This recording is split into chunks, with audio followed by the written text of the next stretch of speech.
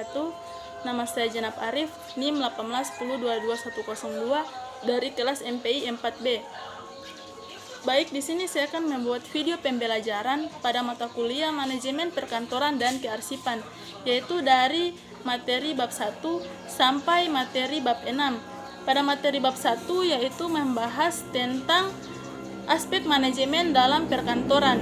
Nah, manajemen adalah suatu proses perencanaan, pengorganisasian, pengelolaan staf, kepemimpinan, pengawasan dalam organisasi yang dilakukan secara sistematis guna mencapai suatu tujuan yang telah ditetapkan.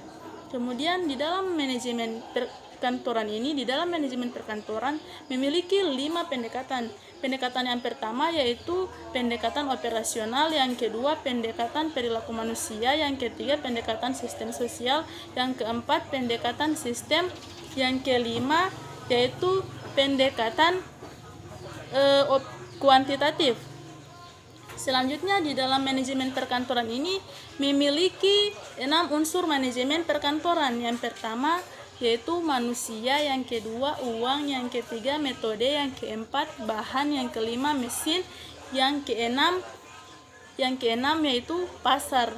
Selanjutnya pada materi bab 2 membahas tentang ruang lingkup manajemen perkantoran. Nah, lingkup manajemen perkantoran terdapat jenis pekerjaan kantor. Di dalam jenis pekerjaan kantor ini terdapat yang pertama tugas pokok. Tugas pokok ini adalah kegiatan-kegiatan yang dilakukan secara langsung dalam tujuan organisasi. Kemudian tugas penunjang. Tugas penunjang adalah kegiatan yang dilakukan membantu, mengelola, memudahkan dari tugas pokok tersebut. Selanjutnya pekerjaan kantor ini adalah kegiatan yang dilakukan di lingkungan kantor. Kemudian materi bab 3 membahas tentang organisasi perkantoran.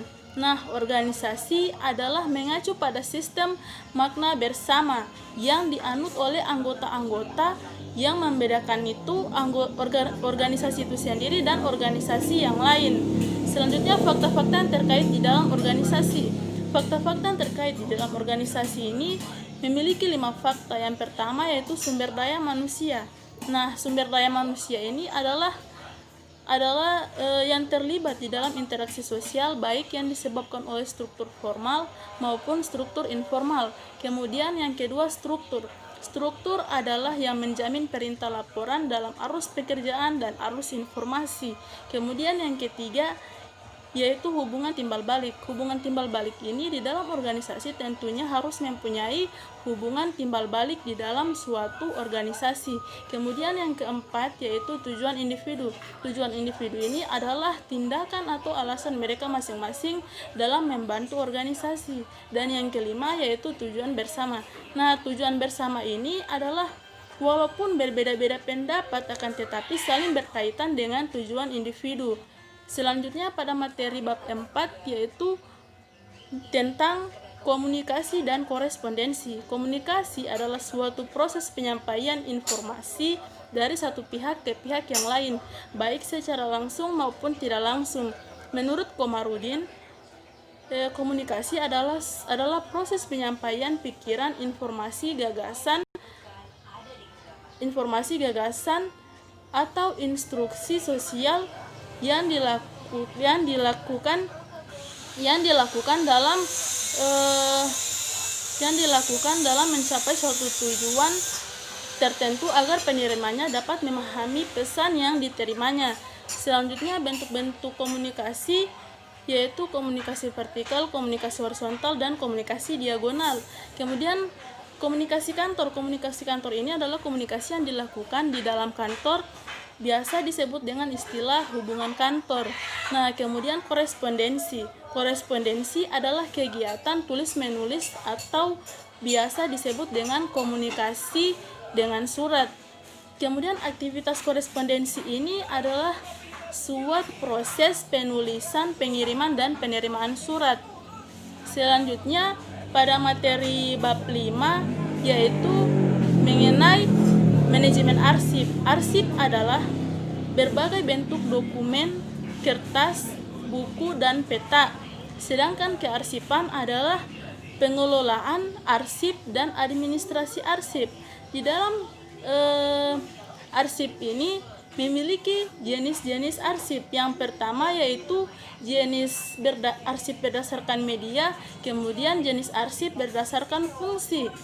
Nah, selanjutnya fungsi arsip ini adalah yang pertama alat penyimpanan warkat, yang kedua alat bantu perpustakaan, yang ketiga alat bantu pimpinan dalam pengambilan keputusan, kemudian yang kelima alat perekam perjalanan organisasi, kemudian yang keenam alat untuk mengefektifkan dan mengefisienkan pekerjaan. Selanjutnya pada materi bab 6 yaitu membahas tentang teknologi di lingkungan perkantoran. Nah, teknologi adalah sebagai semua proses yang dilaksanakan dalam upaya mewujudkan sesuatu secara rasional.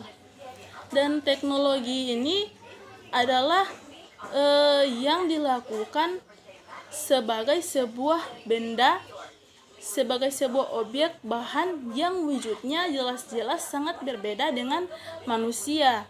Nah, kemudian di dalam teknologi di lingkungan perkantoran ini yaitu memiliki teknologi komputer. Teknologi komputer adalah teknologi yang paling penting dan sangat populer yang dilaksanakan dalam menunjang pekerjaan kantor. Kemudian teknologi informasi dan komunikasi. Teknologi informasi dan komunikasi ini adalah teknologi yang menggabungkan komputasi atau komputer dengan jalur komunikasi yang sangat tinggi dengan membawa data, audio, dan video. Baik, itulah hasil video pembelajaran dari saya. Sekian dan terima kasih. Wabillahi taufik wal hidayah. Wassalamualaikum warahmatullahi wabarakatuh.